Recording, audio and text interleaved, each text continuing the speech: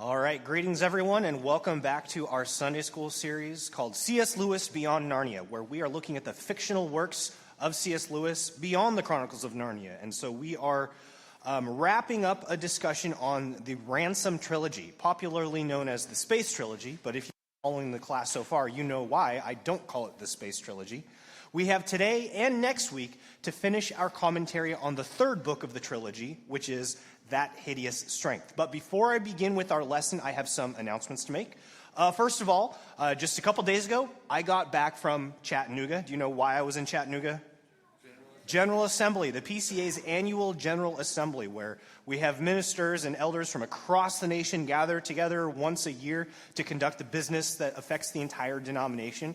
I have a lot to report on that meeting. I will give a brief report this evening at our worship service, like a 5-minute report. My plan is, after talking with our pastoral staff in session, is to release a larger report by email through our church communications. So check your email this week, and I'll try to give you a more detailed update on exactly what happened last week at the PCA's General Assembly. Another announcement I need to communicate to you is if you are able to stick around just for a minute or two after the Sunday school lesson, we need to set up more chairs in here for the evening event. We have like it's the Guatemala Mission Trip Commission dinner. Did I get that right?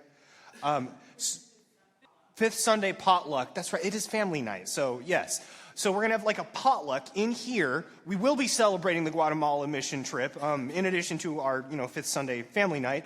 So we need more chairs in here. If you're able to stick around and set up more chairs, we need 8 chairs at each table. So that's our goal. That would be appreciated. I think that's it. Do I have any other announcements that I'm forgetting about at the moment? I think that's it. Yeah. So, all right. How about we get started then? So you can see our schedule.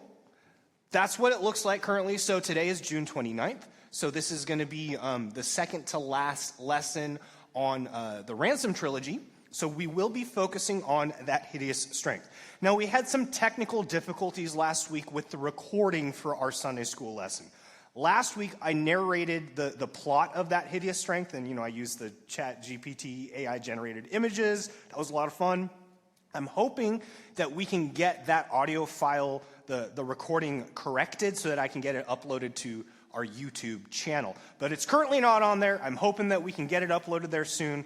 But for now, if you missed that lesson, you might be at a loss about some of the comments that I'm going to make this morning as we dive into the literary and theological themes of That Hideous Strength. But let me tell you what chapters we're going to be looking at today, which come from this book, recently published, called Life on the Silent Planet. It's a collection of essays on the Ransom trilogy by experts in the field, C.S. Lewis scholars. This is published by Davenant Press. I'm a big fan of the Davenant Institute. They've kind of been a seminary after seminary for me. So I highly recommend all the resources produced by the Davenant Institute and their publishing wing, Davenant Press. So this book, just published last year, covers some of the themes from the Ransom trilogy, and we're going to be looking at chapters 7, 8, and 9 from this book today. So the first chapter is called Selling the Well and the Wood, That Hideous Strength and the Abolition of Matrimony by Michael Ward. Does that name sound familiar to you? Michael Ward is one of the foremost C.S. Lewis scholars in the world today. He's the one who came up with the Planet Narnia theory. So if you were with us for last year's Sunday School series on the Chronicles of Narnia, that's the idea that each book within the Chronicles of Narnia represents the symbolism of each of the 7 medieval planets. And so he contributed a chapter to this book. We're also going to be looking at the essay called Lewis's Apocalypse and Ours by Joseph Minnick. He's a fellow of the Davenant Institute, and so we're going to be looking at the theme of apocalyptic and dystopian literature in the days of C.S. Lewis, as well as today, and how do those relate. And then the 9th chapter is called The Untabled, or Unwritten, Law of Nature by Colin Redimer, another Davenant fellow, I believe. So we're going to begin with Michael Ward's chapter, Selling the Well and the Wood, That Hideous Strength and the Abolition of Matrimony. So for those of you who were here last week, I got a question for you regarding the plot of That Hideous Strength. Who are the 2 main characters of That Hideous Strength? Does anybody remember? The Studdocks. That's right, the Studdocks. Mark and Jane Studdock. They are a young married couple. They've been married for like 6 months when the plot begins. Mark is a junior fellow at a college called Bracton College. Jane is currently she is putting her academic career on pause because she is currently staying at home, and she's frustrated with her life. It feels like she's disconnected from her husband, and she wishes she could continue her doctoral work on, Renaissance English literature. I think John Donne is her specialization. And so they're kind of drifting apart. Let me ask you, what else do we know about their characters, their marriage? They don't want kids. And that is actually the central concept that Michael Ward talks about in this chapter from Life on the Silent Planet. Now, he highlights that the very first word of That Hideous Strength is the word matrimony. Now, it's been noted by many literary critics and commenters on the Ransom trilogy that the first book in the trilogy, Out of the Silent Planet, represents masculinity. The second book of the trilogy represents femininity. So Paralandra, Venus, is the feminine planet. So then what would the third book in the trilogy represent? It represents the union of those two genders. It represents matrimony. But there's a specific reason why Michael Ward and Lewis use the word matrimony rather than marriage. So let me ask you this question. What is the difference between these two words? I think in ordinary usage, these are kind of synonymous for us. But what would be the difference between them? Does anybody know the etymology? Let's take matrimony. Matri, what does that mean? Mother, I heard it. Matrimony literally means mother-making. Because the historic understanding of marriage was that it was the means by which a couple procreates. And so it highlights the procreative purpose of marriage. Whereas the word marriage by itself simply represents the formal union of a husband and wife. So when the book begins, it is Jane reflecting on her wedding ceremony, which just happened 6 months prior. And she's reflecting on it with a sense of bitterness. She remembers the words of the priest who was quoting from the Church of England's Book of Common Prayer. Have you guys heard of this book? If you're from the Anglican tradition, it's a very significant document.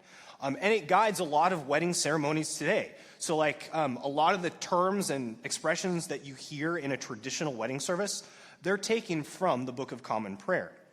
Well, at one part of this Book of Common Prayer that talks about the solemnization of matrimony, it highlights 3 purposes to marriage, 3 uses of marriage.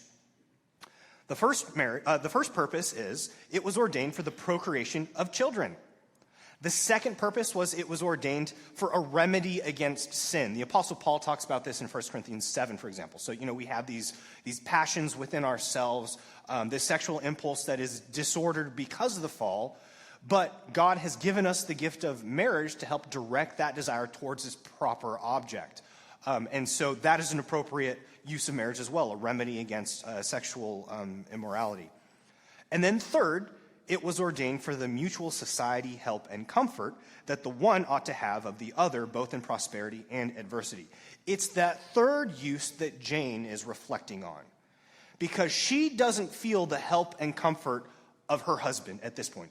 She feels like she's being ignored by him, used by him, as he's pursuing his own career and academic ambitions. But the interesting thing is, she has absolutely nothing to say about the first 2 uses of marriage. It's like they're not even on her radar. And as we learn in the opening chapter, they're not interested in having kids. So evidently they've been using contraception for the first the first months of their marriage. And perhaps they intend to indefinitely, forever. Maybe they don't ever want kids. So that is something that's just not on their radar at this point in their marriage. And so Michael Ward is going to talk about the significance of that concept as a theme within That Hideous Strength. Lewis himself was very adamant about the priority of the procreative purpose of marriage. He believed that that was essential to the definition of proper marriage. And it's no surprise that in our day and age, we've moved well beyond that, haven't we? In our day and age, what would people today say is the purpose of marriage? Like, ask the ordinary person on the street today, what would they say is the purpose of marriage? Would they say raise kids? Probably, it would be more along the lines of companionship. Share benefits, yes, that's right. Emotional support, public expression of love, for example, those would be the themes. But the idea of family formation, the statistics prove this, is not a priority anymore. You look at like the birth rate across the world actually right now, we're well below replacement level. Are you guys aware of this? So many married couples, they marry later in life. Some people like don't even marry till their 30s. That's shocking, isn't it? I married at 37. Okay, so anyway, yeah, people are getting married later in life. They're having fewer kids, and so we see there's this deprioritization of procreation as one of the purposes of marriage. As some sociologists have put it, we have transitioned from a foundation view of marriage to a capstone view of marriage. As a foundation view of marriage, we understand marriage is one of those essential elements that we build our lives upon, right? So we go through the hardships of pursuing a career, our academic training and so forth in the context of marriage. Whereas most people today would see marriage as like that crowning achievement after you've achieved all those other things. So it's reached the status of capstone rather than foundation. It comes after all of other life's major milestones, not before them. And so this is an idea that Lewis strenuously pushes back against throughout his writings. Here's an excerpt from a letter that he wrote to the woman who actually in real life inspired the character Jane in That Hideous Strength. Because she also prioritized the emotional purpose of marriage over the procreative purpose of marriage. And here's what Lewis says in response to her. No one is going to deny that the biological end of the sexual functions is offspring. And this is, on any sane view, of more importance than the feelings of the parents. Your descendants may be alive in 1,000,000 years hence, and may number tens of thousands. In this regard, marriages are the fountains of history. Surely, to put the mere emotional aspects first would be sheer sentimentalism. So, the human race as a whole depends upon the reproduction of the species, right? If that doesn't happen, we go extinct. And therefore, we should recognize that one of the primary purposes of marriage is procreation.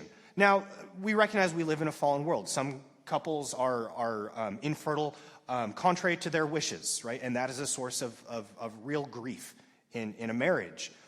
But those who intentionally give up child rearing to pursue marriage primarily for the purpose of emotional fulfillment and companionship, that's the idea that Lewis is criticizing. And I would also argue this is the logic behind gay marriage as well. After all, if marriage really is just about companionship, why can't two people of the same sex have that? What do they have that a heterosexual couple doesn't?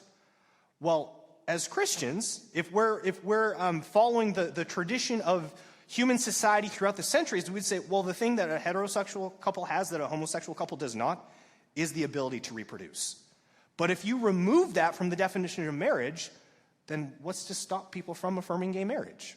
See the difficulty there with that kind of redefinition of marriage as strictly about companionship? So what Michael Ward does then is he looks at the symbolism of the idea of sterile marriages, intentionally sterile marriages, as it's expressed in That Hideous Strength. Now, you may recall, what's the name of the organization of the villains? Remember what they're called? The NICE, right? Or the NICE, the National Institute for Coordinated Experiments. They're the bad guys. And as the story opens, they want to purchase a particular property at Bracton College, which is known as Bragdon Wood, which is, as legend has it, is the resting place of the magician Merlin. So there's a monument there called Merlin's Well. And so it turns out that as the plot unfolds, we know that the NICE wants to purchase this property for nefarious purposes, right? They actually want to resurrect the magician Merlin so they can harness his powers to achieve their own demonic purposes. So that's the direction that the plot goes. But Michael Ward highlights some symbolism that I actually overlooked as I was reading this book. It is significant that Merlin's well is located within a wood. So we have both a forest and a well joined together on this property. What is the significance of a forest and a well? Well, if you've read the previous two books in the trilogy, you know that trees represent masculinity. So the god Mars, this is something that Michael Ward talks about in Planet Narnia. The god Mars, before he became the god of war, was the god of trees.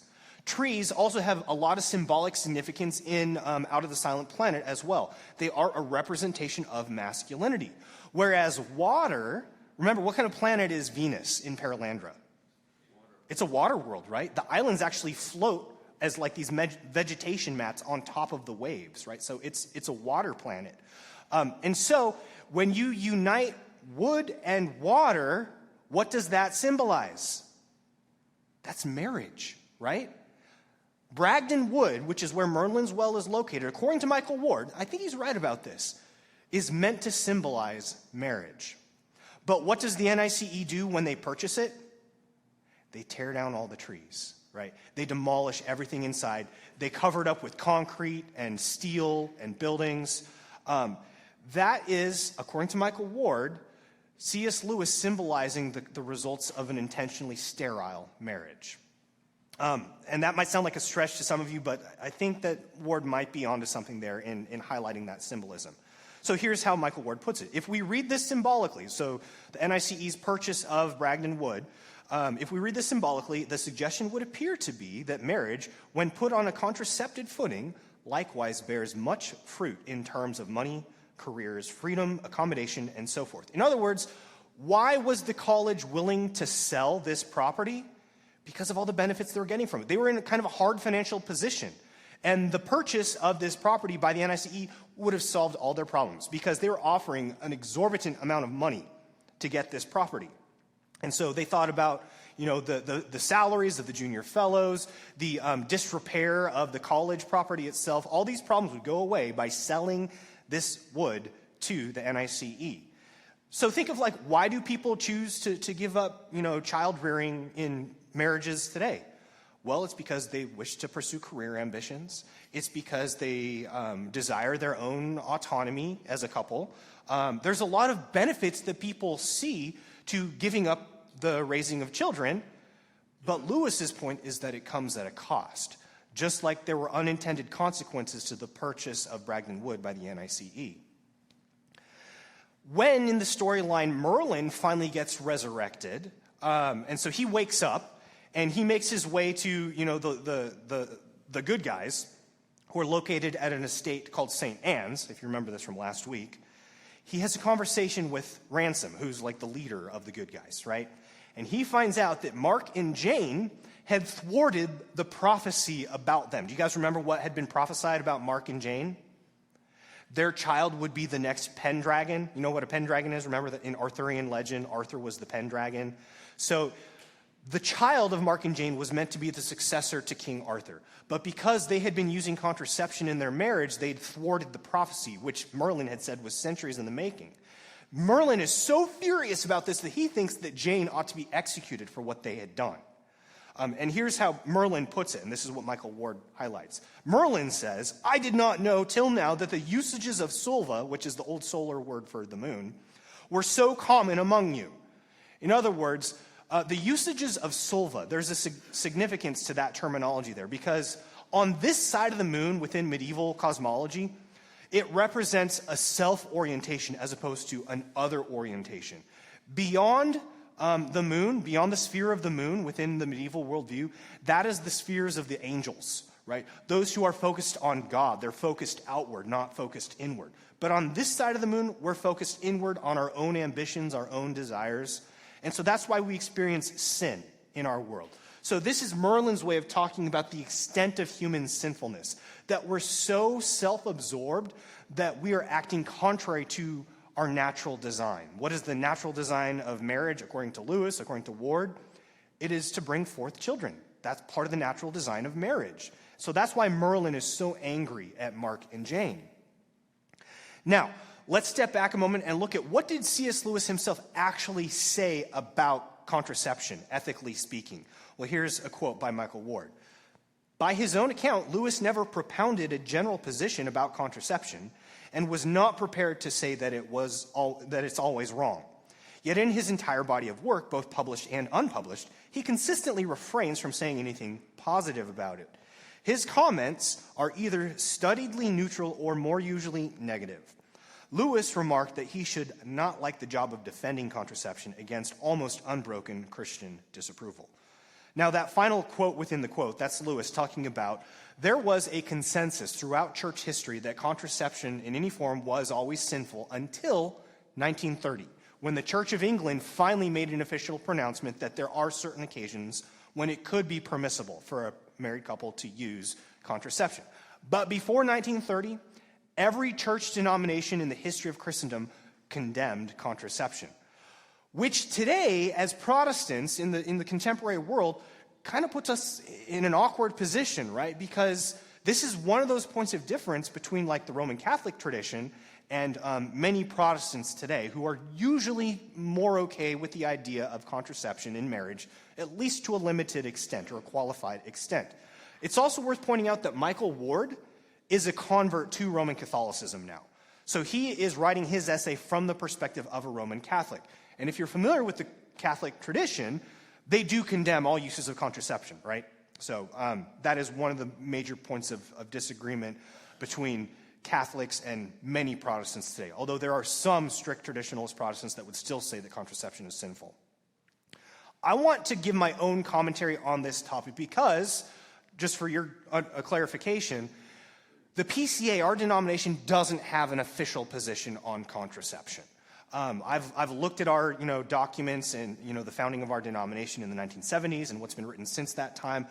I don't think we have like an official position set forth when it comes to the ethics of contraception.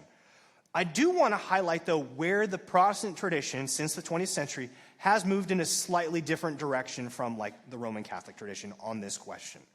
Now, most Roman Catholics would point to a particular document as the official teaching of their church on contraception in marriage. This document was published by Pope Paul VI in 1968. The document is called Humanae Vitae, which means of human life. So it's called an encyclical. An encyclical is like an open letter published by a pope in the Catholic Church, which has authoritative status over the Catholic Church. So when a pope publishes an encyclical, it's expected that as a good Roman Catholic, you would submit to this document.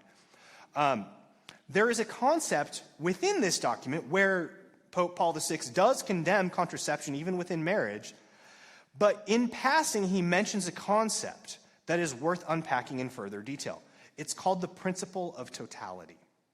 Why is this so important for Protestants? Because I would, and I'm speaking here as an individual pastor within the PCA, I'm not representing our session or our denomination, I would agree with the principle that marriages in general should be procreative. Right? I know there are some medical situations where that's not an option for couples. I'm not talking about that.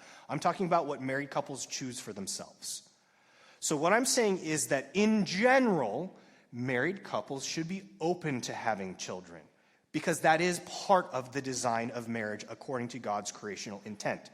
An intentionally childless marriage opens up the logic to gay marriage. And I think that is where we have gone off track as Christians today. However, that does not mean I'm condemning all use of contraception. This is a sensitive topic, I know, but I think it's good for us, at least as a church, to talk about this sometimes, right? Because I'm sure that you guys want to know what churches say about this.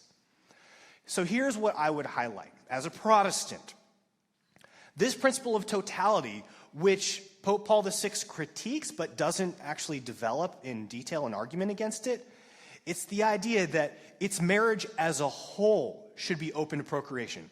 That does not mean that every act of marital union between a husband and wife has to be intending procreation.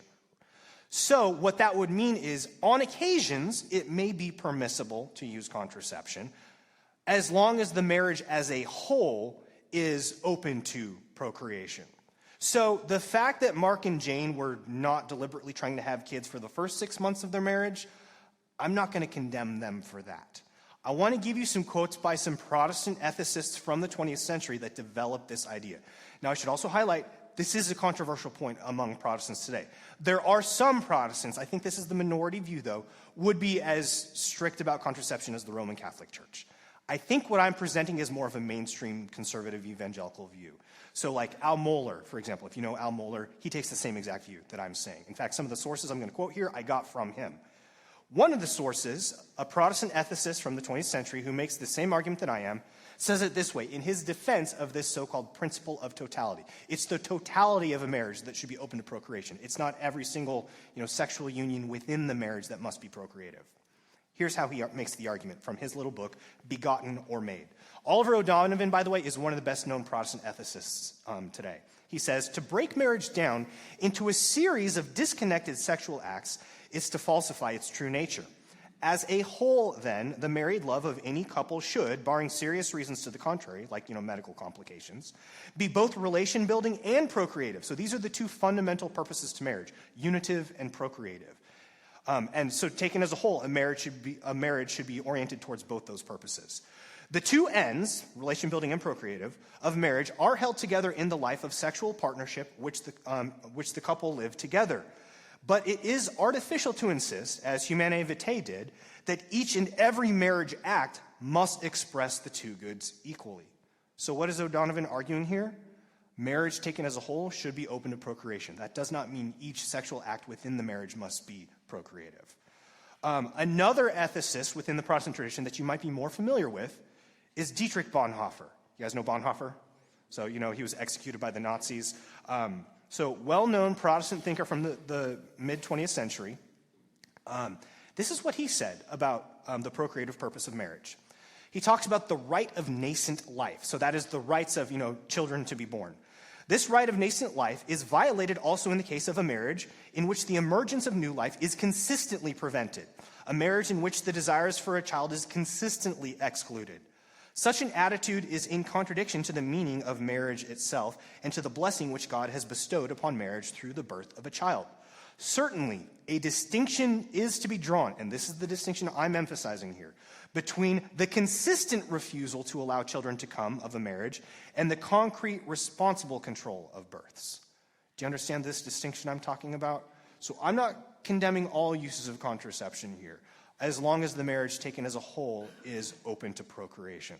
And again, this is me talking as an individual, okay? I'm not representing our whole session or every elder on our session. I'm not talking on behalf of our whole denomination because we don't have an official stance on this. Before I move into the next chapter, let me ask, do you guys have any thoughts or questions on this? Because I know this is a sensitive topic.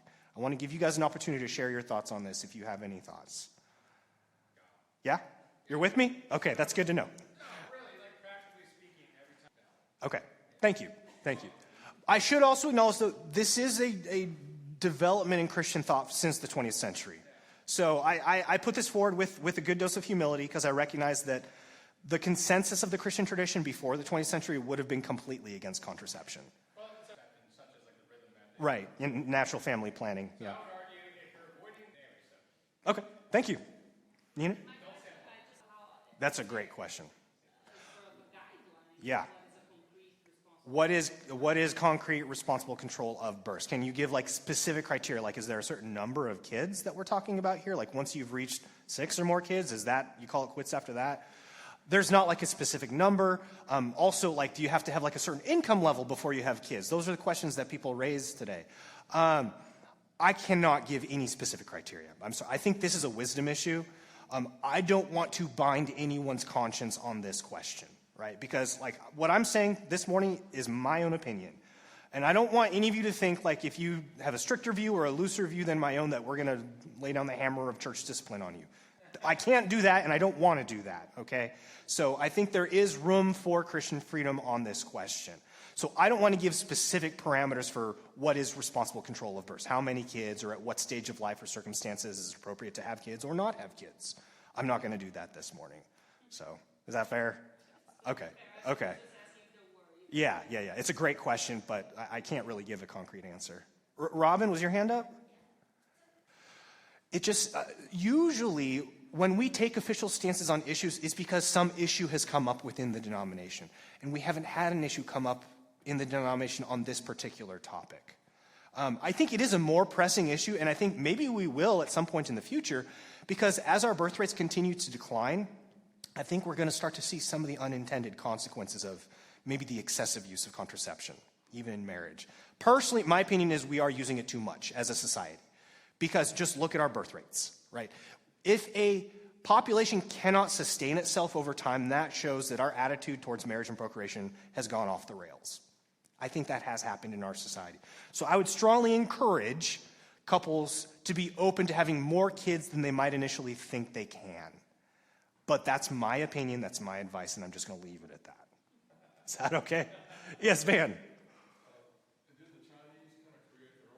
Yeah, the Chinese created their own problem, right? So, right. They had the one-child policy in China for so many years, and that backfired on them.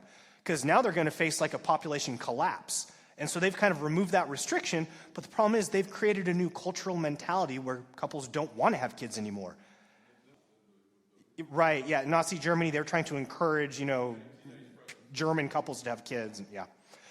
The problem, yeah, it's really hard to adjust the birth rate by policy. Or maybe I could put it this way. It's a lot easier to break the birth rate by policy than to improve the birth rate by policy. That's what China is facing right now. South Korea is facing a very similar situation. They haven't had as oppressive measures as China, but they're facing a worse population collapse. I think worst in the world right now, actually. I think it's estimated that for every 100 South Koreans alive today, among them they will have 4 great-grandchildren. 100 South Koreans alive today, between them will have 4 great-grandchildren. That's the current trends, what they're pointing towards. John, was your hand up back there? It is absolutely the consequence of a pragmatist, utilitarian worldview. And that is what is represented by the villainous organization, the NICE, right? They are explicitly defined as utilitarian and pragmatist. In fact, they have a certain technological innovation that they use to maximize the efficiency of the activities of their organization, which is called the pragmatometer. So, yeah, you are absolutely on track. This is the bitter fruit of that kind of worldview. So that actually does provide us a good segue into the next chapter of the book, which is on That Hideous Strength as dystopian or apocalyptic literature. I'm not going to cover these next 2 chapters in the same amount of detail because I thought the contraception question was worth developing, in more detail this morning. So that was kind of my big focus for today. To a lesser extent, though, I do want to touch on these next 2 chapters. This one by Joseph Minnick. I love Joseph, by the way. I audited an online course with him like a couple years ago. He's a brilliant guy. He does a great job of wedding philosophy and theology together. He has a book recently published called Bulwarks of Unbelief, where he talks about the phenomenon of atheism in our world today and why is it so plausible today compared to generations past where it would have been absurd for most people to see themselves as living in an atheistic universe. So he's a great thinker, and I loved this chapter as well. And what he does is he compares and contrasts Christian dystopian apocalyptic literature of our generation with Christian dystopian apocalyptic literature of C.S. Lewis's day. So, we're a couple generations removed from C.S. Lewis. He was writing during the era of World War II. For those of you who are like millennials, like myself, or maybe a little bit older, Gen X, or maybe you're younger boomers, you're probably familiar with these books, aren't you? Just curious, how many of y'all have ever read Frank Peretti? So, what are the books in the series? There's This Present Darkness, Piercing the Darkness, The Oath. I think I'm leaving something out too, right? I would love to see these books made into high-quality, films, like by the Christian film industry today. If they could do it right, I would love to see these turned into movies. But yes, I remember when I was a teenager, I read these books. I love them. I also read that book series on the right there, the Left Behind series. How many of y'all have read Left Behind by Tim LaHaye and Jerry Jenkins? Did you know that the son of Jerry Jenkins is Dallas Jenkins, who's the showrunner for the TV show The Chosen? So there's a fun fact for you. That new TV series about Jesus, that's produced by the son of Jerry Jenkins, one of the co-authors of Left Behind. Anyway, that was just a side note. What am I highlighting here?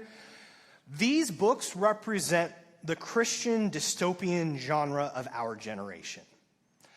And so there are certain themes that are expressed in dystopian literature. Generally, one of the purposes of dystopian literature is to show us, as the readers of these books, or the consumers, the audience of these works, what would the world look like if the bad guys came to power? Like, if our cultural, political, social, spiritual enemies came to power in our society today, what would be the ultimate results of that? That is often what drives dystopian literature. And it happens on, like, the left side as well. Like, how many of you are familiar with The Handmaid's Tale? That's like a series on Hulu that was first a novel by Margaret Atwood. It's meant to be a dystopian depiction of what would the world look like if Christians came to power. I've seen some of the show. I do not recommend it. It infuriates me. But anyway, let me show you some of the ideas that are expressed in Christian dystopian literature here. We've talked about dispensationalism before, right? So dispensationalism is the idea that, God has two peoples. They're his physical people, Israel, who are the, ethnic descendants of the nation of Israel, which are in continuity with the modern state of Israel today. And God also has his spiritual people, the Christian church. And God has different plans and purposes for each one, so that the nation of Israel today is the fulfillment of God's end times prophecy. That is a central element in Christian dystopian literature from, our generation. Another phenomenon that was driving Christian dystopian literature, especially in like the 70s and 80s, was the threat of communism, right? This was during the height of the Cold War. And so a lot of evangelical Christians were really concerned about the threat of communism, which today, okay, maybe like capital C communism isn't the same threat that it used to be, but there is still a threat known as cultural Marxism. How many of you are familiar with this phenomenon of cultural Marxism? I think I have the Maxwells to thank for first alerting me to this phenomenon. But it's the idea that, okay, so we're not necessarily seeking a violent revolution of the proletariat, but we're going to infiltrate the institutions of society. So, the slow march, the long march to the institutions. So that's like Antonio Gramsci and Rudi Dutschke are the thinkers behind that notion. That did actually happen, by the way. It has happened. Like a lot of our institutions in society today, there is a large number of Marxist influence, in a lot of leading institutions in America today. I'm not trying to get conspiratorial on you, or we don't have to get into cultural commentary. I'm just talking about the phenomena that drove these Christian works of dystopian literature. Okay, there's a whole lot more that could be said about these ideas. Another idea that became much more concerning in the 90s and early 2000s, of course, was the rise of Islamic terrorism. So especially after 9/11, this became a major concern among American evangelicals. There was also another movement called Reconstructionism that was popular in the 80s and 90s, roughly among American evangelicals. This was also known as theonomy. Are you guys familiar with the movement known as theonomy or Christian Reconstructionism? The idea that Christians are seeking to impose Old Testament Mosaic law upon society today. So like the civil penalties, like punishment for adultery or blasphemy or so forth. Theonomists are very much in support of establishing those laws for society today. All these currents are kind of coming together and driving the production of Christian dystopian literature. That would be our generation. What was driving Christian dystopian literature in the generation of C.S. Lewis? What were the themes that Lewis was concerned about? What were the ideas in particular that C.S. Lewis was concerned about, which drove him to write That Hideous Strengh, which is properly categorized as a work of dystopian literature? Well, I think Lewis himself puts it best in his book, The Screwtape Letters, which we're going to be taking a look at as a class in a couple weeks from now. I don't know if Byron's here this morning, but Byron Earnhardt is going to be leading our discussion on the Screwtape Letters. I want to share an excerpt from the Screwtape Letters because it expresses perfectly the concerns of C.S. Lewis that drove him to write That Hideous Strengh. What's the worldview he's critiquing in That Hideous Strengh? Well, here's how Screwtape describes it to the junior demon, Wormwood. So you guys know, like Screwtape Letters is like a fictional work written as if by a demon giving advice to a junior demon named Wormwood. So here is what Screwtape says to Wormwood. So you have to kind of think in reverse. This is where the bad guys are the good guys and the good guys are the bad guys. Okay, is that clear? So here's what Screwtape says. I wonder you, Wormwood, should ask me, Screwtape, whether it is essential to keep the patient, that is this particular human being that Wormwood is trying to lure away from Christianity, in ignorance of your own existence. So, should demons reveal their existence to humans? That's the question. That question, at least for the present phase of the struggle, has been answered for us by the high command, like Satan. Our policy for the moment is to conceal ourselves. Of course, this has not always been so. We are really faced with a cruel dilemma. When the humans disbelieve in our existence, we lose all the pleasing results of direct terrorism, and we make no magicians. So those would be the benefits of, demons outing themselves. On the other hand, when they believe in us, we cannot make them materialists and skeptics, at least not yet.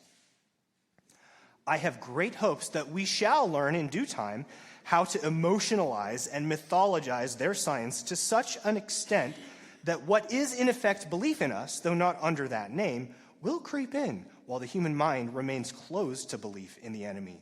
The life force. By the way, life force, that is exactly how Weston describes his view of ultimate reality in Paralandra. So you remember there's that scene where he calls the life force to enter into himself, and that's when he gets possessed by the demon. So the life force, the worship of sex, and some aspects of psychoanalysis may here prove useful. If once we can produce our perfect work, the materialist magician, the man not using but veritably worshiping what he vaguely calls forces while denying the existence of spirits, then the end of the war will be in sight. This would be the ultimate worldview that the demonic powers are driving towards. If they can get human beings to embrace this worldview, which is the perfect fusion of magic and materialism, so it's like they can deny demons as an evil personal force and yet still acknowledge the reality to have an influence over them, that's what Lewis is most concerned about. That is expressed in the villain Weston, and it's expressed in the organization, the NICE. That's what Lewis is critiquing, this idea, and this is actually happening, by the way. So there's a book I recently read. How many of you know the author Rod Dreher? So he wrote the book The Benedict Option. He wrote another book called Live Not by Lies. His most recent book is called Living in Wonder, where he talks about the loss of enchantment in our age, but he also talks about how it's being replaced by a dark enchantment. We have embraced this materialistic worldview that is still open to these supernatural influences that are not neutral.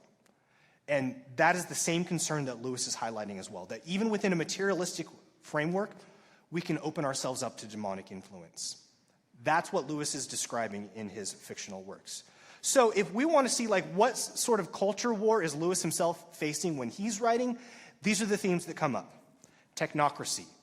The NICE is very much about subverting human nature by means of technological innovation. Algorithmic governance. So rather than human government being constrained by principles of wisdom and justice, it's all about utility, it's all about progress, it's all about statistics. It's a very depersonalized view of human society. Human conditioning as well. We can actually perfect our nature through the instruments of technology. And also propaganda. We can shape the human mindset, our worldview, according to the promotion of propaganda works. So this is very much also behind other works of dystopian literature from the same time as Lewis, such as 1984, Brave New World. So these ideas might sound familiar to you if you're familiar with those novels. And also the threat of globalism, one world government or multinational corporations controlling all of human society across the world. These are the themes that Lewis was concerned about. Is there overlap here between the concerns that Christians today have? Yeah, absolutely. But now I want to propose a hypothetical question for you. What if Lewis were alive today and writing That Hideous Strength today? What would his villains look like? What worldview would they be representing? So, what if somebody were to rewrite That Hideous Strength? So we just saw what kind of worldview Lewis is critiquing. What are the ideas or the concepts today that a Christian author might use to portray their villain? A lot of the same thing. AI, yeah. It all ties in, right? there's a couple new developments that maybe C.S. Lewis wasn't able to predict. I don't know if Lewis could have anticipated the modern transgender movement. But I think that would definitely be a part of it. Reshaping human nature according to our own internal desires, isn't that really what's at the heart of the transgender movement? So those ideas, transhumanism, we actually now have the ability to manipulate our own genetic coding. CRISPR technology, if you're familiar with that. So that might be a part of the modern day villain of a work of Christian dystopian literature. Silicon Valley would probably figure prominently because a lot of the tech giants within the tech industry, they're promoting a transhumanist worldview. Identity politics, so-called wokeness, would probably figure very prominently. And the debates over gender. In fact, even in Lewis's day, there were debates about gender, which is why the relationship between Mark and Jane is so central to the plot, because they have to understand for themselves, what does it mean to be a man, what does it mean to be a woman. And by the resolution of the plot at the end of the book, it's about them learning to embrace true masculinity and femininity together as a married couple. And so these are some of the conclusions that Joe Minnick comes to regarding this idea. He draws these conclusions particularly regarding the relationship of Mark and Jane and what it teaches us about manhood and womanhood. He highlights Mark and Jane's independent, voluntary submission to their respective masculine and feminine orientations. Throughout most of the plot, Mark and Jane are separated from each other. So Jane is being caught up with the good guys at St. Anne's. Mark is being caught up with the bad guys at the NICE at Bellbury. And they undergo these character transformations separately from each other. What this teaches us is that we each as individuals have to learn what does it mean to be a man and a woman. We have to make the conscious commitment to submit ourselves to God's creational design for gender, but that is a personal choice that we have an obligation to submit to. We can't have somebody else make that decision for us. We have to conscientiously come to that conclusion for ourselves and submit to it. The next point, though, that Minnick highlights is gender roles are tethered to nature, but they are adapted to culture. So we're not talking about going to pre-industrial gender roles, right? That's just not going to happen. The Industrial Revolution did happen, and it had dramatic effects on human relationships and gender relationships. And so we cannot have a one-size-fits-all cookie-cutter pattern for what should gender look like in every society at all times. There are certain truths about gender that are true across societies and across time. But that doesn't mean that our gender relationships today have to look identical to first century gender relationships. That's another point he highlights. And third, the meaning of manhood and womanhood is correlative and interdependent. So although you as a man have a responsibility to understand and submit to what it means to be a man, and as a woman you have a responsibility to understand and submit to what it means to be a woman, those terms cannot be defined separately from one another. The man was made for woman and the woman was made for man. If you want to know the relationship, just look at the opening chapters of Genesis. That's God's design for gender. And so we have to understand, what is our relationship towards one another? What are our duties towards one another? All of this is about recovering that the principles of gender that are tethered to reality. We try to rebel against that through technological innovation and modern worldviews and so forth. But Lewis is trying to get us back to what nature teaches us, which is the theme of the final chapter that we're looking at today. So this is the chapter by Colin Redimer where he's talking about the untabled law of nature. I think he gets that expression from the novelist Cormac McCarthy. But he's talking about this unwritten law that's written on our hearts, which is so central to Lewis's writings. So Lewis himself makes the connection between That Hideous Strength and his nonfiction book, The Abolition of Man, which is about the same idea. The attempt of human beings to reject and deny and subvert the natural order by means of technology, using technology to rebel against our natural design, our created design. And so I'm going to try and jump ahead just a little bit here so I can wrap this up on time. But Redimer, he highlights the distinction between nature and values. We've kind of shifted away from the language of nature. As one author put it, we've moved away from the concept of virtue. Alistair McIntyre wrote a book called After Virtue. In public schools today, do they often use the word virtue? In secular discourse, I'm not criticizing public schools in general. I'm just saying, in general, we don't hear the word virtue very often today, do we? Why is that? It's because we've moved towards more subjective terms like values. What's the difference between good and evil versus values? Yeah, a value is whatever you think it is, right? You can choose your own values. You can change your own values. What you value doesn't have to be what somebody else values. So here's how Redimer puts it. The therapeutic is implicit in favoring values over essentialist morality. We can always adjust our values since they are up to us and not grounded in any solid reality beyond our orientation to the world around us. Similarly, if others disagree with us, it can be chalked up to merely a difference of values, not the possibility that one of us might be right and the other wrong, or that one might be good and the other evil. This is precisely what Lewis was concerned about, this shift towards a subjectivist view of values as opposed to objective morality. Virtue. That's right. That's right. Ultimately, what happens is one value system becomes dominant, and then the dominant group seeks to impose that as its own system of virtue, right? So we still can't get away from this need for objective morality. We want the benefits of having an objective moral order without the duties of having to submit to it.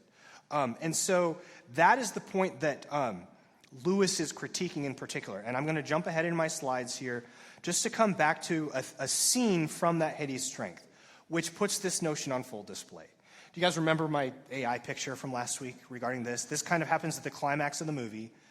Mark is taken into what's called the objective room, where the leaders of the NICE are trying to strip him of his so-called subjectivity.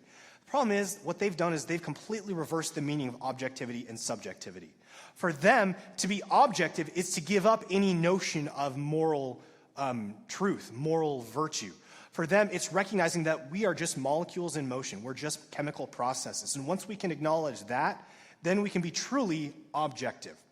So at the climax of the novel, one of the villains, Professor Frost, is trying to get Mark to trample on a cross.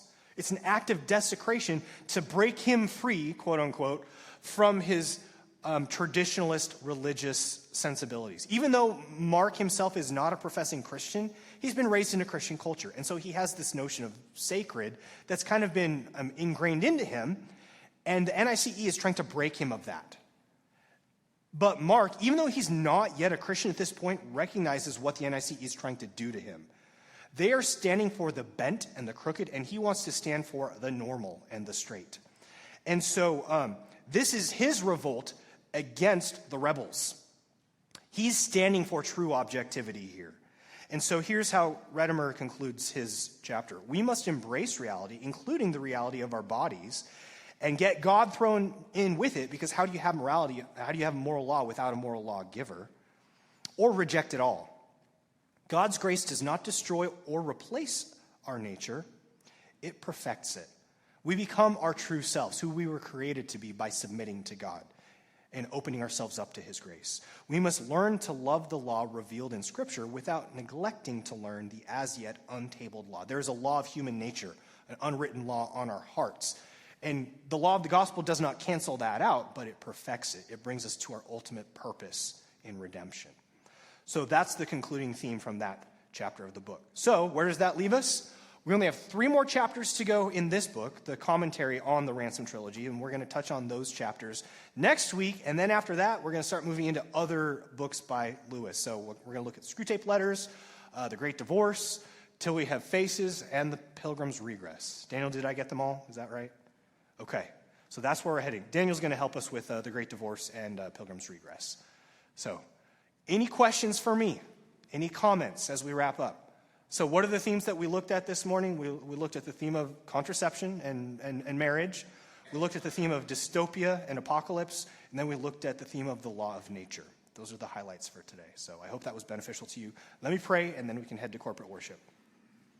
Heavenly Father, we do thank you for this class where we have an opportunity to discuss together difficult topics, but topics that are profoundly relevant to living the Christian life. And so I pray, Lord, that you would give us wisdom and understanding so that we could submit to your word, we could submit to your law, and we could submit to our created design and give you honor and glory in all that we do. So we love you, Lord, and we glorify you. In Christ's name we pray. Amen. Thank you, everyone.